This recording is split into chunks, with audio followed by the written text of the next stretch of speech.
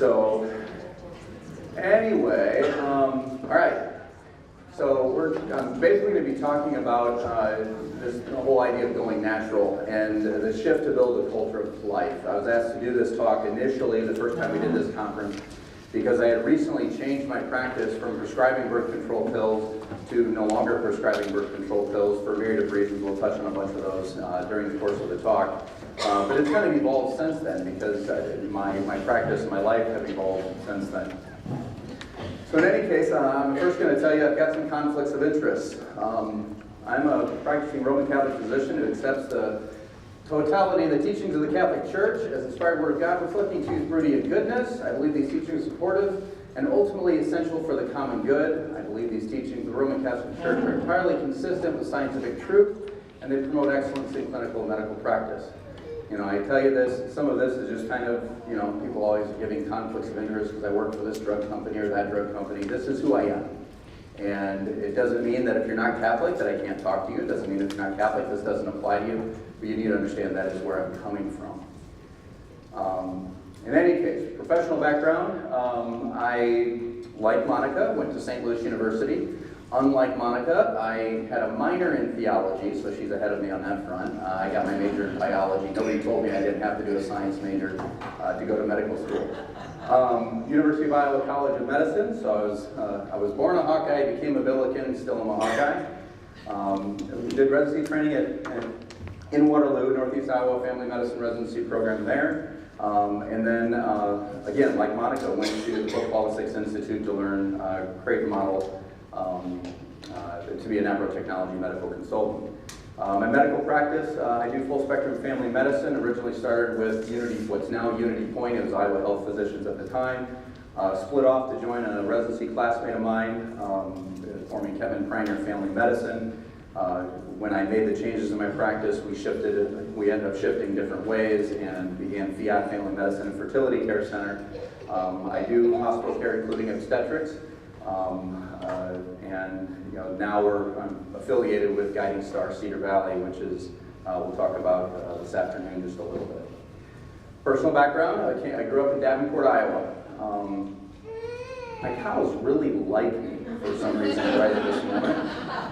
I'm really wondering why they're jumping up. Evidently, if I talk too long, the cows come back. So if you see cows, just say moo and I'll move on. In any case, born and raised in Davenport, Iowa. I did my undergrad in St. Louis. I got married in 1994 in Davenport. My wife and I have been together since then. After the birth of our first daughter, we decided we didn't want to have 15 children, so we figured we better do something about that. And so we learned Creighton Model Fertility Care System. I stress learned. I'm not sure we ever used it. This is my family picture on the right. I didn't download that off the internet and Photoshop myself in. Did medical school at the University of Iowa and moved back up to Blackhawk County in Waterloo 2001. In 2016, I became a farmer. We bought a farm, moved out to the country, and the cows you saw at the beginning are my first cows that I got last September, and they're really exciting. My kids always complain, like, you're more proud of your cows than you are of us. I'm like, one cow picture up there, see, there's their back. Okay. So in any case, I guess I better point out, come on, cows are going to be annoying. I'm going to have to talk fast. The little girl on the lap next to the old lady, she's not here, I can say that. This is my beautiful wife, by the way. For a pregnant woman or for having kids, she's advanced maternal age. But this is my oldest daughter. This is...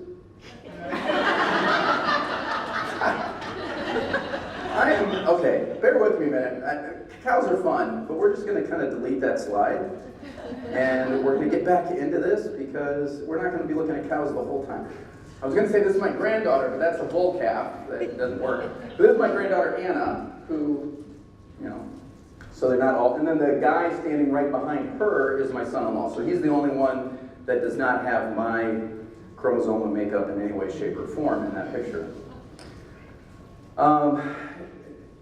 Just every once in a while I get a little tangential. You'll find that out about me. This is just one of those things that I kind of ran across when I was doing prep for various talks that I've given. Tom Bodette, he's like, what, the Motel 6 guy, right? 3 things to be truly happy: something to love, something to do, and something to hope for. I'm very blessed. I get to do all of those in my home life. I get to do all of those in my work. And when I shifted my practice to match my faith, my conviction, and my pure beliefs, it made a huge difference. When my kids talk to me lately about what they want to be when they grow up, why did we switch on? It's like jumping backwards for some reason. I do not know. At least we're not seeing cows. Anyway, when I talk to my kids about what they want to do when they grow up, I'm like, you got to find what's going to make you happy. You got to find something that blends all this together, because you can't do one thing in your life and believe something else in the other part of your life and find happiness. It doesn't work. I don't know how many of you have seen Unplanned yet. It came out last night. Abby Johnson's story is an absolute testimony to that, and her life is a testimony to that. So, anyways, as we move on. So, most of you probably don't have a household with 13 children in it, but we do. So this is some of the stuff that happens. It's great. So this is when my oldest daughter, Catherine, was pregnant. I wonder when Catherine's coming home. My 7-year-old, who's now 9, almost 10, and then my 5-year-old, who's now 7. I wonder when Catherine's coming home. Catherine and Josh got married because they love each other, and Josh is actually in our family. Well, Josh is like a brother to us, but he's kind of in our family, but kind of not. But he's really like a brother. But when Catherine has a baby, Mom will be a grandma. But I think she's still going to be our mom. Yeah, it's funny. Are you sure she's still going to be our mom? But then we'll be uncles. But we're not even old. We're just young uncles. But Josh is the uncle. No, he's the dad. He's daddy? But I thought he was our brother. Yeah, because he's our brother, but not Catherine's brother. So he's like the dad because he's married to Catherine. Oh, but you can't marry everyone you love. So it gets confusing. It really tends to. So anyway, what are we going to cover today?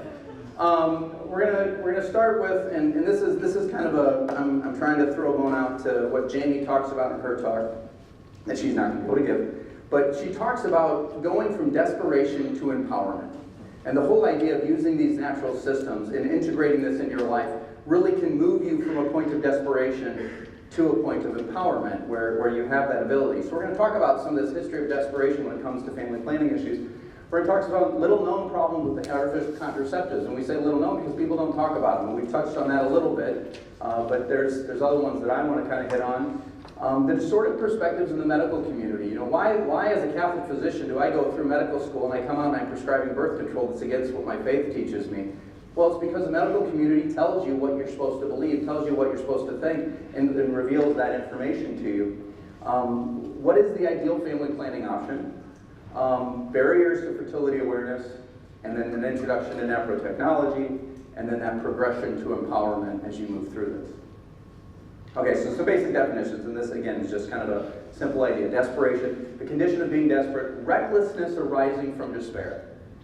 Recklessness arising from despair. When we talk about hormonal contraceptives, you're going to see how when people despair, when they're in that point of despair, where they've lost hope, or they're overcome by a sense of futility and defeat, that they do things that are a bit reckless. They kind of ignore what this could do to their body, to their life. Empowerment is to invest with power, to equip or supply with an ability. That's why you're here. We want to give you that ability to either evangelize in the community about this stuff. And I use evangelize very specifically, even though this is a medical and health thing.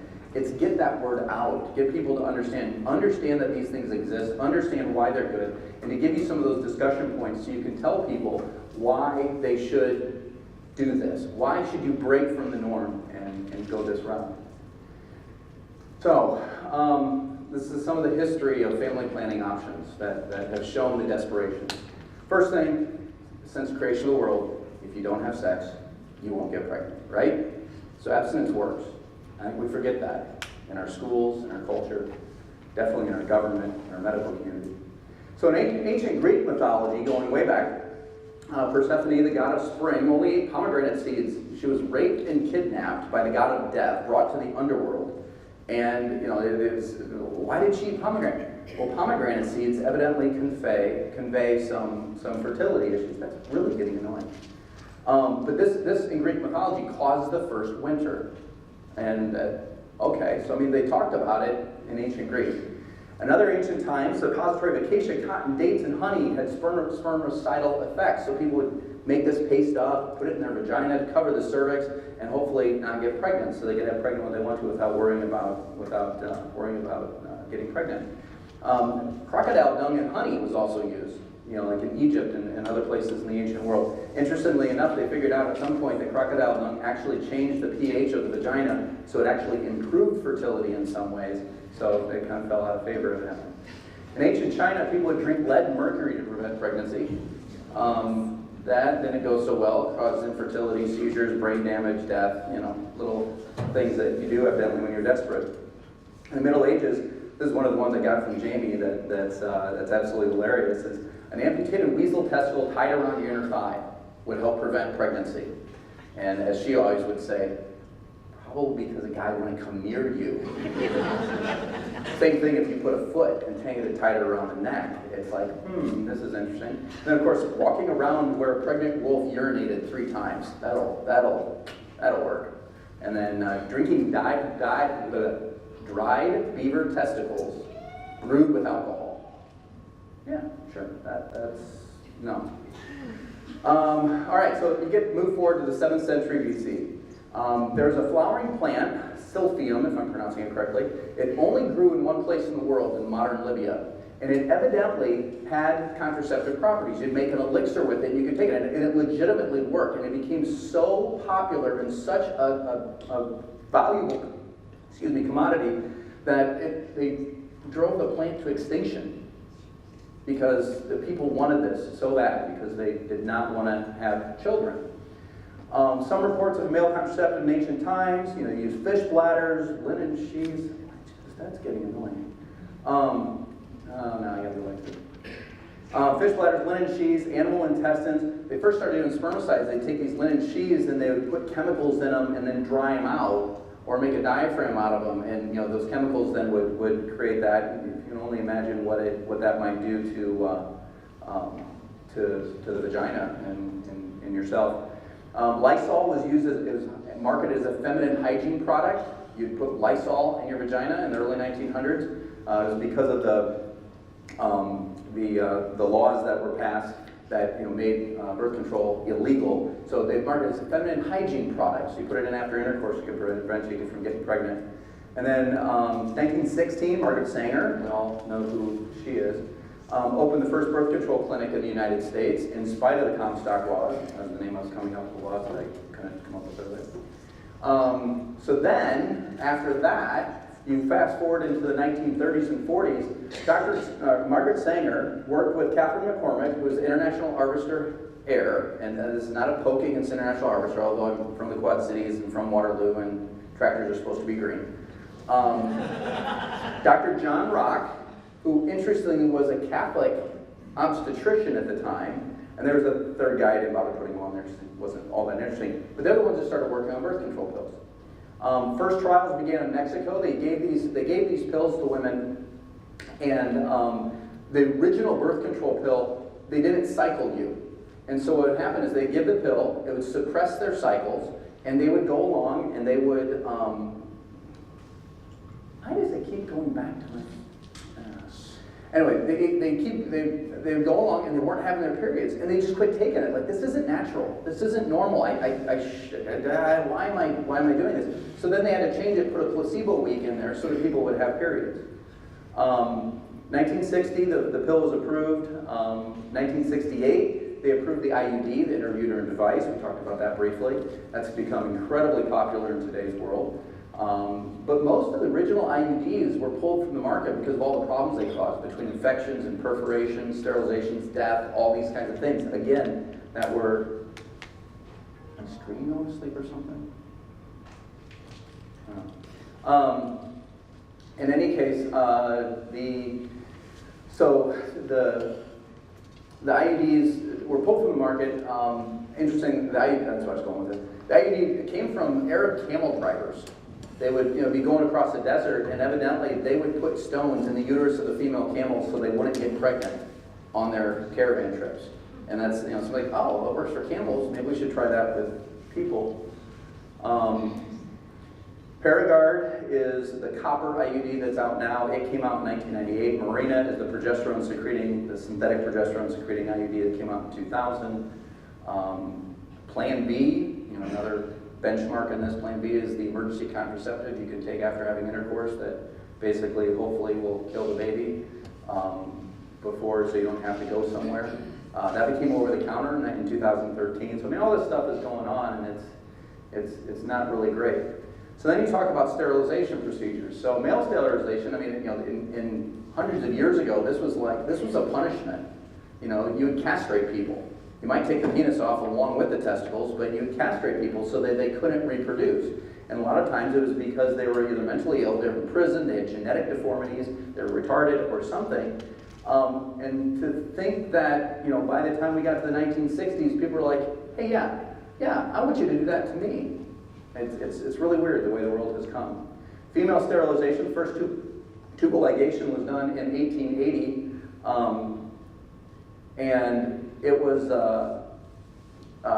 during a cesarean section. It was basically the doctor's like, I don't think this woman can handle another high-risk pregnancy, so he did a tubal ligation. I don't believe that she gave consent for it, but that was the first one that was done. And then up until the first half of the 20th century, they used to have this rule of 120 for tubal ligations, because again, male sterilization wasn't going on. So what's the rule of 120? You take your age, multiply by the number of kids you had. And if that was over 120, then they would do a tubal on you. So if you were 27 years old and you had one child, no. If you were 30 years old and you had 4 kids, then you could get a tubal. And that was kind of the standard. So it really wasn't done on demand. The medical community is like, no, I don't think this is a great idea, but if you've had enough kids or you're old enough, okay, maybe this makes sense. And then fiber optic technology in the 80s became more common, and the surgery was way less invasive, and people desired this and wanted this. And by the 1990s, this is probably the most common form of birth control that's out there, is having yourself sterilized. So is this freedom? Okay, this is my farm. I think of my farm as freedom. Is all of this stuff that people are doing, all these things they're doing out of desperation to try and avoid pregnancy, is that really freedom? Because that's what it's supposed to be. You're supposed to have happier and healthier marriages. When the birth control pill came out, this was what was going on. There's going to be less divorces, right? Because marriages will be happier. You're not going to be burdened with children. You're going to have fewer unwanted pregnancies. So that means you're not going to have people needing abortion. So it's going to reduce the abortion rate. It's going to prevent overpopulation. And that's important, because we're overpopulating our planet. And it's going to bring with it sexual freedom. So, that's everything that was supposed to be common as the FDA was getting approval for the pill and getting this out there. Well, so the church came and they said, well, is this going to be a good thing or not? I mean, you have a Catholic doctor working on developing the pill. Maybe this is something we should do. They formed the Pontifical Commission for the Study of Population, Family, and Births in 1963, which led to Pope Paul VI encyclical, where he basically said, no, this isn't in line with Christian teaching. And then later on, Pope St. John Paul II developed a theology of the body, which really expanded understanding of how all this interacts in church teaching. On the legal side of things, you have this progression. Now, 1873 is when the Comstock laws were passed. That basically this is where our society was at the time, that made birth control illegal. You couldn't talk about it, you couldn't sell it, you couldn't promote it, you couldn't transport it. It's just not a thing. I'm going to have to, when we're at lunch, I'm going to have to figure out why this is doing this.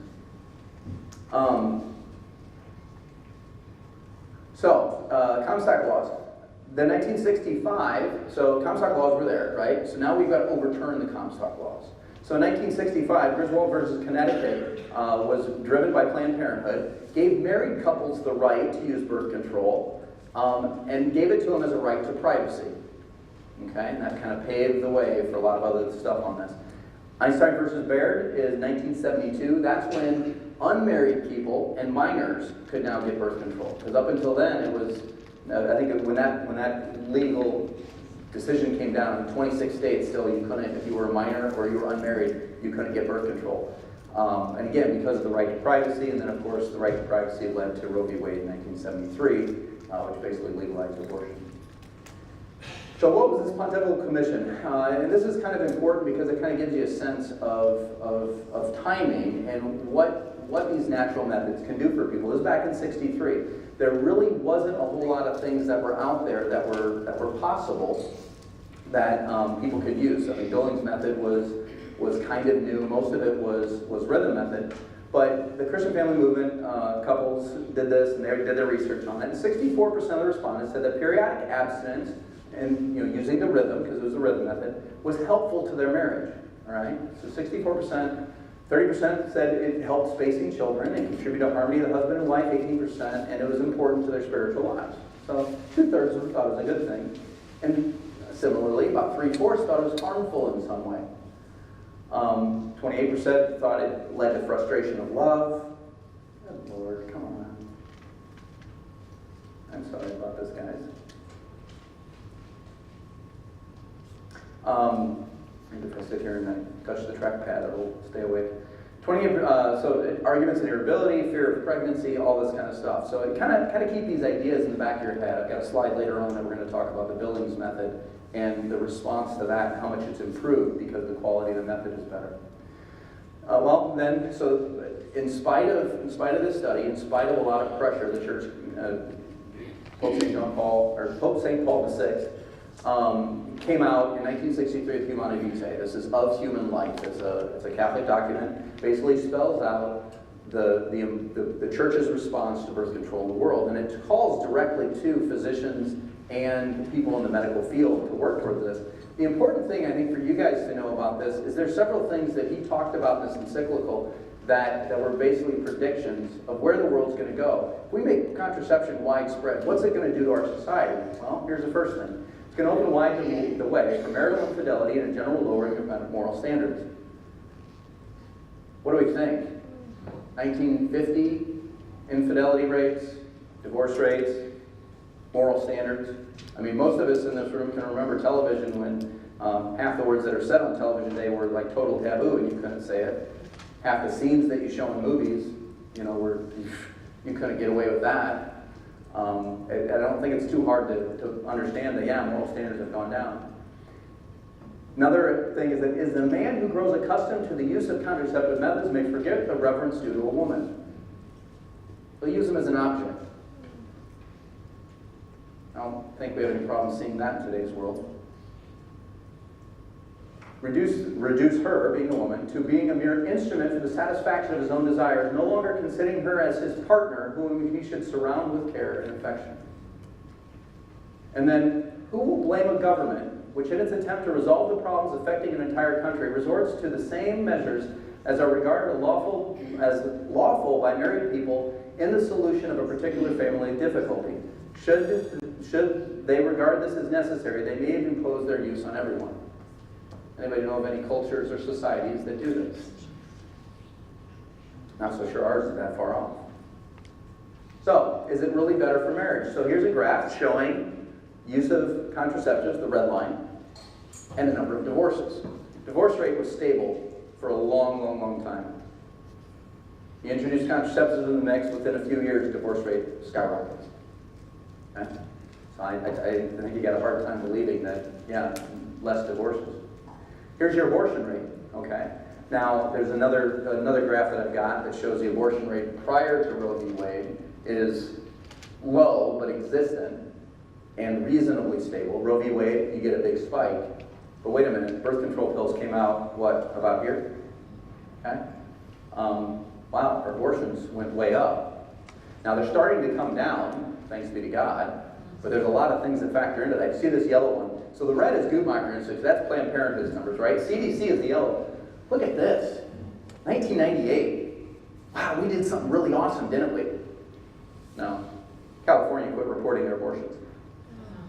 There's about, I think, 3 other states that don't necessarily report them. And all of this is very skewed because some states, they choose, each state, when they report to the CDC, they choose which ones do they report.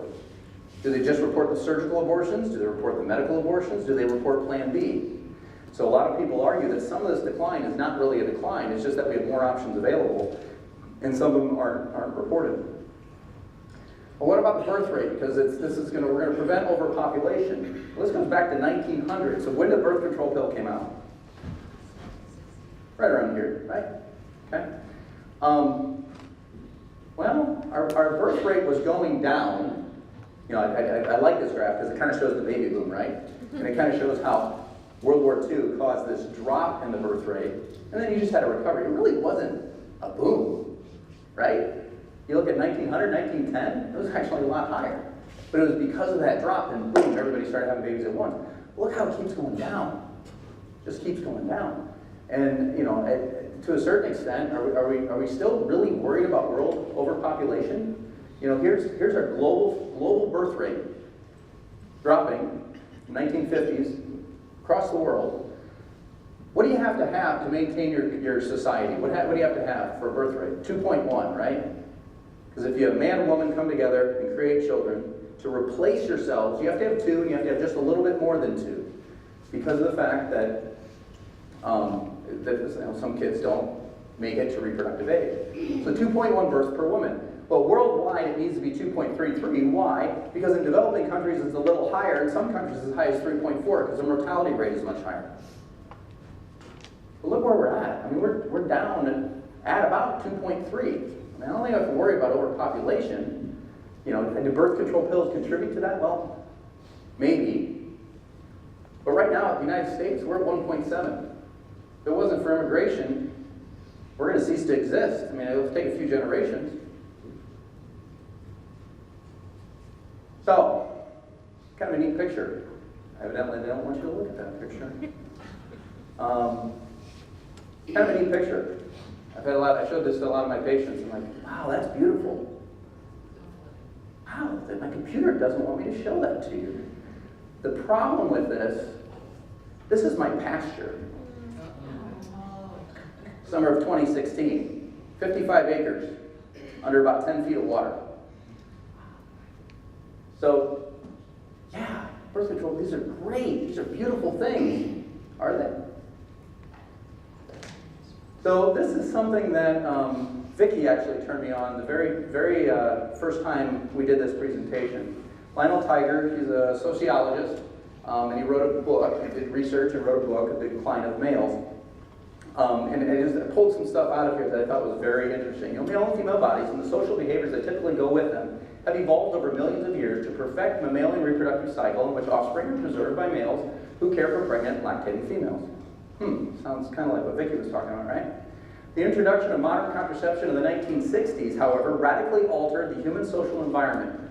Biology, slow to evolve, is struggling to catch up. We're having kind of a rough time, you know, keeping up with this pace and what it's doing to us. And part of it is because we're just screwing with it in the wrong way.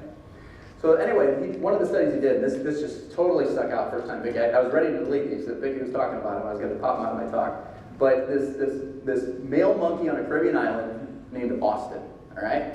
So they're studying Austin. He's got 3 females that he reproduces with, that he takes care of, looks after, and everything else. Took 2 of those monkeys and injected them with Depo-Provera just to see what they would do. Austin, not interested in those, found 2 other new ones. Then they injected all of the females with Depo-Provera.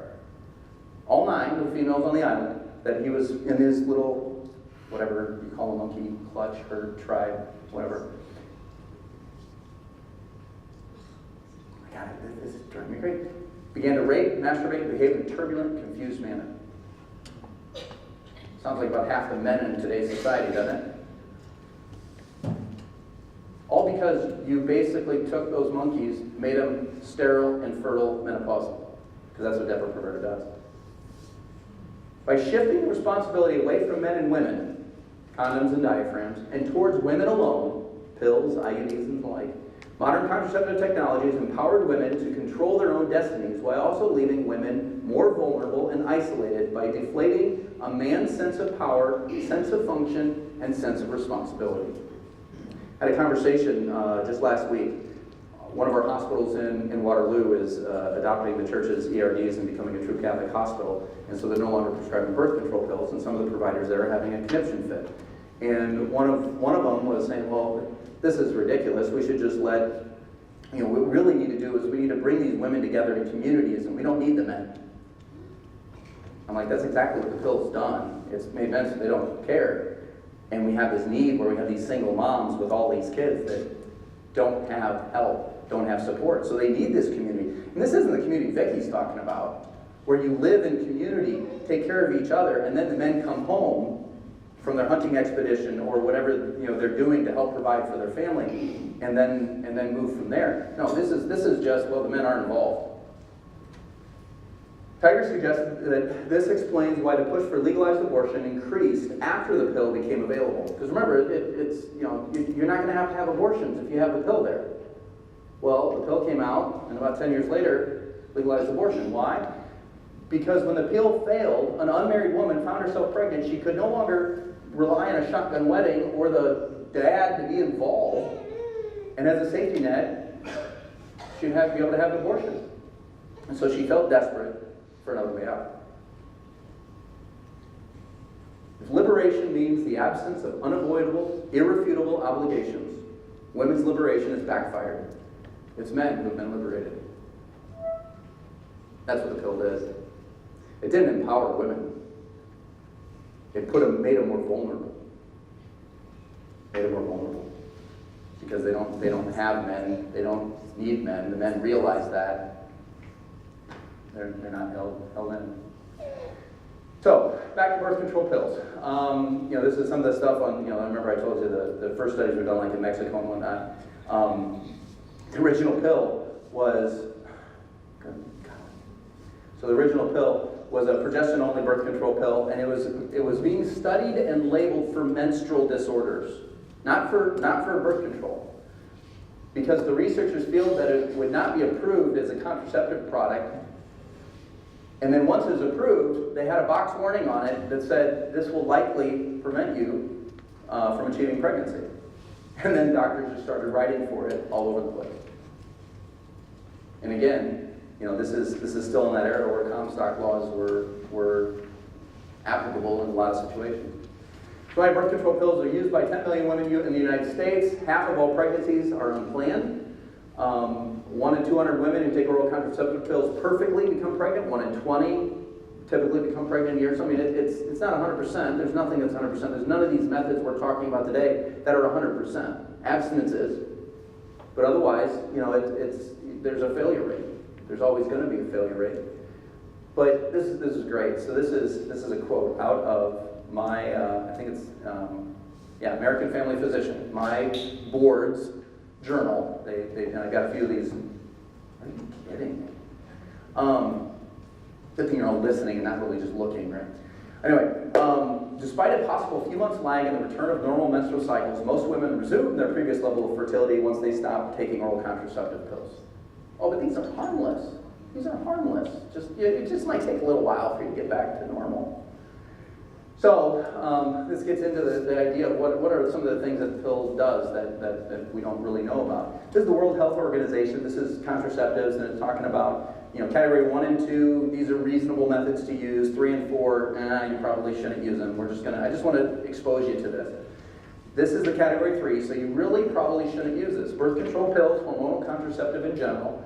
First 3 weeks after a baby, when you're lactating, if you don't know why somebody's having bleeding, if you're over 35 and smoke less than 20 cigarettes a day, if you have breast cancer but no recurrence of the past 3 years, interacting Dutch gallbladder.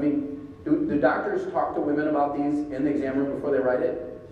No. It's like Vicky said. How many people have I seen over the years? They come in, they have migraine headaches, and they're on the pill, and nobody pays attention. And guess where is it migraine? Yeah, migraine headaches. That's pretty much what migraine headaches are. Is focal neurologic symptoms associated with migraine. But anyway, this is category 4. This is like, it's really probably medical malpractice to be using them.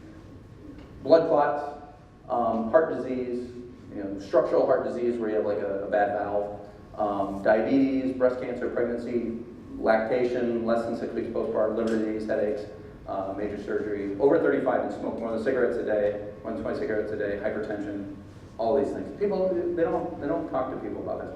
I love this chart because this is, reds are don't use, green is okay, that's good, and so it progresses, right?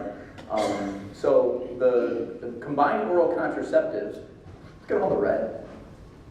Look at all the red. But when the pill first came out, people rejected it because it had so many side effects. They had to scale back the amount of hormones. They had to scale back what they were doing with it. They had to kind of tweak it so that people would accept it because people were desperate. And there's no wonder that in the last 15 years during the course of my practice, we've had this shift to where we're going, so here's implants, and those aren't done very often anymore. This is Depo-Provera, and then this is IUD. And we've had this shift to the IUD because the medical community, if we have something better, then they're like, oh let's do the IUD. Let's do the IUD. Because the birth control pill is bad. But 10 years ago, the birth control pill wasn't bad, but now it suddenly is. No, that's just because it's all perspective. So what's your perspective? Who are these people? Can you tell? If you answer my children, you're probably right. I should say you're definitely right. Actually, anymore, I don't know if I could tell you who those two are because they're my kids. But which names, but it's all about perspective. If you're on the other side of it, you can see their faces, you can see the truth, you can see the light, and that's a good thing. So what are some of these distorted perspectives? Again, these are quotes out of my specialty's journal, American Academy of Family Medicine. Despite the increased cardiovascular risk in older women, the risk of pregnancy, that same risk that each one of our mothers took, thank God, that allows us to be here. But the risk of pregnancy is still greater in women who use no other form of contraception. So even though it's a higher risk, because you're older, because you're over 35, the risk of pregnancy that's dangerous. What are they talking about? Well, they're talking about blood clot risk, cervical cancer risk, cardiovascular disease. Monica went through all these things. Adolescents may be more likely to discontinue oral contraceptive pills because of early or minor side effects, such as nausea, breakthrough bleeding. Therefore, the family physician needs to provide thorough counseling before this form of contraception is initiated and should be prepared to respond to complaints after teenage girls start taking the pill. So hey, you know you're going to have problems, but just make sure you tell them they're going to have problems, because otherwise they're going to want to go off. They're going to want to go off, and that's not what we want. Fears about the side effects of oral contraceptive pills vary widely and depend on a woman's exposure to sensational media reports, like this conference. Things that are just way out of line. Stories from friends, family members, personal values, and beliefs. Well-written patient information and handouts can enhance a balanced presentation on information on oral contraceptive pills and allow patients time to consider the broader issues related to contraceptive practice.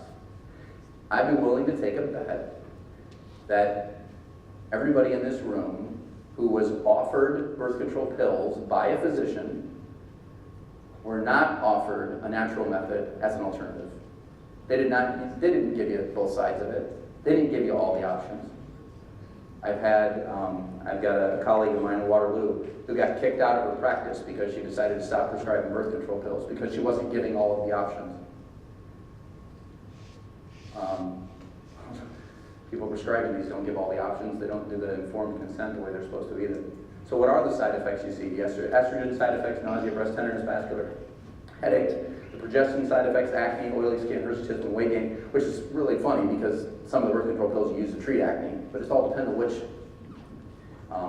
chemical you put in there, because these are artificial chemicals. They're not the chemicals your body makes, and so you're going to have reactions to it. Breakthrough bleeding related to the ratio of estrogen and progestin and pill formation, so as you drop the hormone levels down, you're going to have more breakthrough bleeding. What was the other one? And then, and then other effects, kind of like what Vicki was talking, okay? Divorce rates, abortion rates, STDs, the way it impacts marriages, relationships, all that kind of stuff, because most hormone contraceptives don't do those. Patients may decide not to use oral contraceptive pills for a number of reasons. One reason is that the form of contraception provides no protection against infection. In addition, some women are concerned about the side effects of systemic hormonal medications, and others have actual contraindications.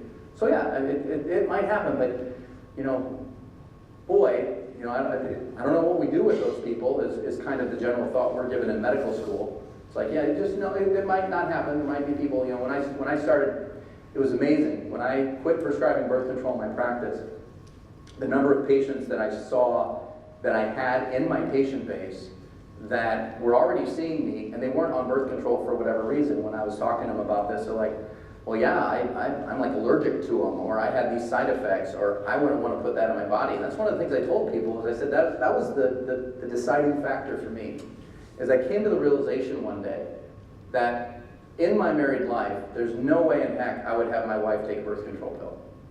So why was it good enough for my patients? Why should I do that to my patients? Why should I expose my patients to risk I wouldn't expose my wife to?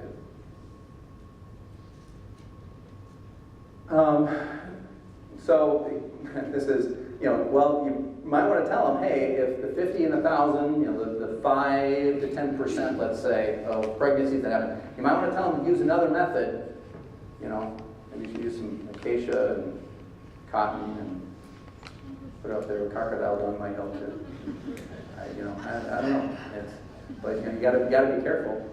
And then this, of course, right before I went to the institute to train for nanotechnology, this came across my desk. Planned Parenthood and emergency contraception, because I love the accidents happen. Accidents happen. So you're walking down the street and you run into your girlfriend and oh, we just had sex. Oh, dang it. I didn't mean to do that. That isn't how this goes. I mean, yeah, I get it.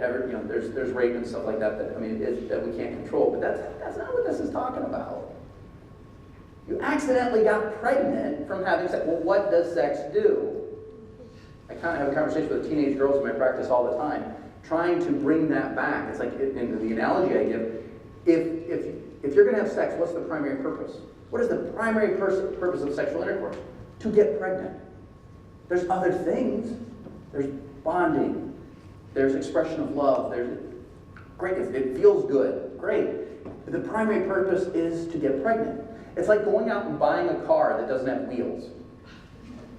What's the primary purpose for buying a car? Because that's what I asked them. It's primary to go someplace. Right. Are there other things you can do with a car other than go someplace? Yeah, you can keep your golf clubs in it. You can have a radio. You can take a nap. There's other things you can do with a car. So do you go out and buy a car that doesn't have wheels? And for those of you that are like my sons, the wheels are the things that are bolted onto the car, and then they have tires. Okay? All right? My kids have this well, that's the wheel. No, you just have to replace the tire. The wheel can stay, the rim can stay, you just got to replace the tire. No, I'm talking the whole wheel's gone. I mean, this car isn't going anywhere. All right? Not even just a rough ride. If you take the tires off, you can still get somewhere. But that's the point. It's not just an accident. This is the point. And we miss that in society. People tell people, hey, just take the pill, you can have sex with whoever you want, whenever you want, you're never going to get pregnant. Because they're 100% effective. Nobody ever says 100% because they know they're wrong. But that's the impression people get. I had a person come in, abortion-minded person came into my office, and she literally told me, if somebody would have told me that the birth control pill I was taking, I could still get pregnant, I wouldn't have had sex. Wow. I didn't know what to do with myself. I'm like, I don't know where these people get off on this. This also came across my desk, again, right before I left to go to Omaha for training, and it was very interesting. We're trying to reduce the impact of unintended pregnancies. It's a significant burden. It's costing us a lot of money, whether they're mistimed or unwanted. Half of all of them, have pregnancies are using a contraception method. 50% women who have had an unintended pregnancy are using a contraceptive method. So again, we're having one of these meetings at Mercy One, and they're saying, so we're not going to prescribe birth control, so we're going to have all kinds of unintended pregnancies. I'm like, we have all kinds of unintended pregnancies anyway. I go, that's not going to change, but maybe we can change the focus. We can change the health of the people that we're talking to. All right. This one is, it shocks me when I hear talk around the country about how many offices are inadvertently limiting women's access to effective and timely contraception. It's like, oh my gosh. And then, of course, the Affordable Care Act that made it that, insurance has to pay for it because it's a right and it's a health coverage, and there's our government kind of coming in and moving closer and closer to making something mandatory.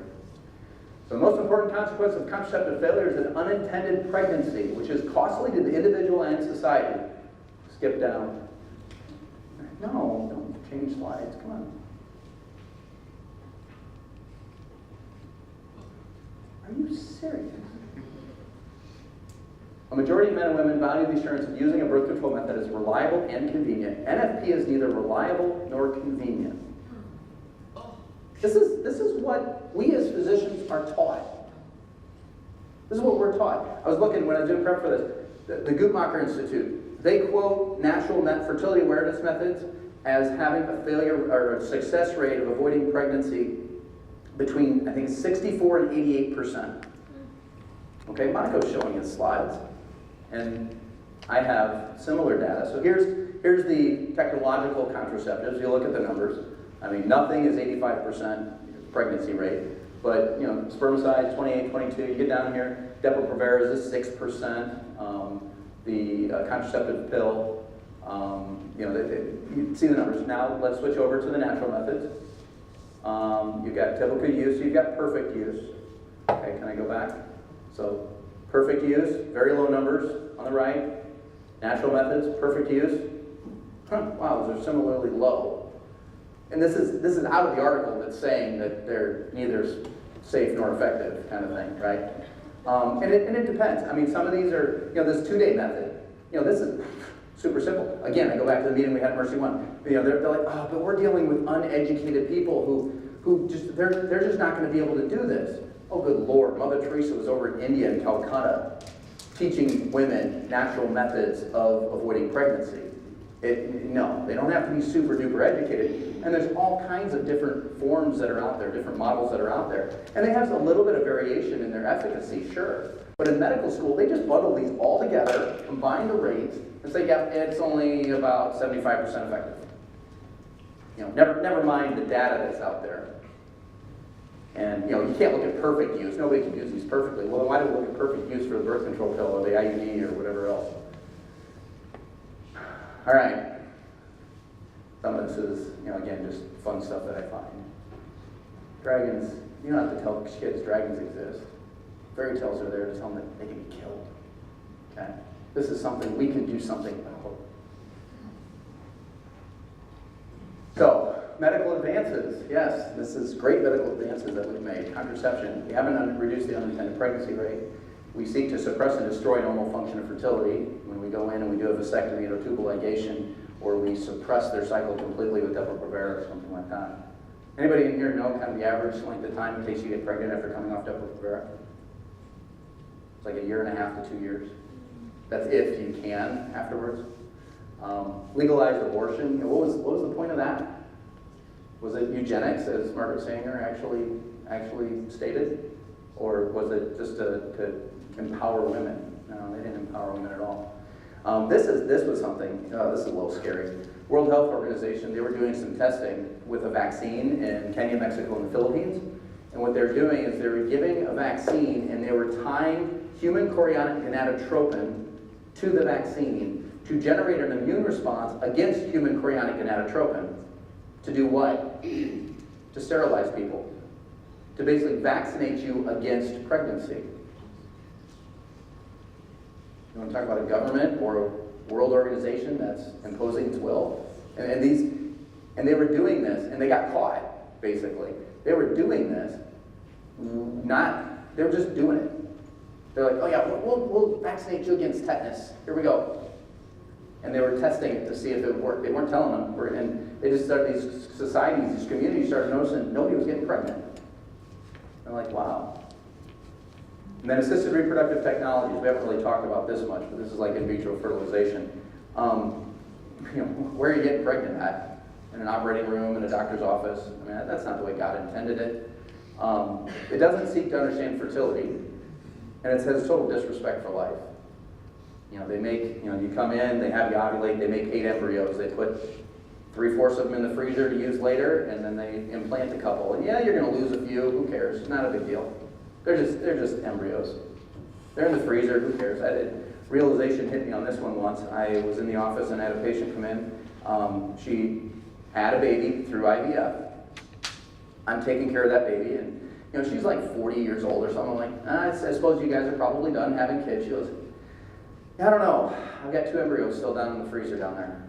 I'm thinking I might go down and have them implanted. And I'm like, wow, I hadn't even thought of that. Never really thought about that. Everybody talks about, oh, look how beautiful this baby we had. We did IVF, and it was great. We couldn't get pregnant otherwise. Well, you might have been able to get pregnant otherwise. But is there a better way? You know, these medical advances really doing it. Speaking of IVF, this is tough. This is Robert Edwards. He's one of the guys, one of the 2 people who developed in vitro fertilization. Fantastic achievement, but it was about more than infertility. It was about issues like stem cells and ethics of human conception. I wanted to find out exactly who was in charge, whether it was God himself or whether it was scientists in the laboratory. And what he discovered is that it was us. That's where this comes from. It's not this great saving medical technology to help women who have major fertility problems achieve a child and bring a child into the world. This is about who's in charge.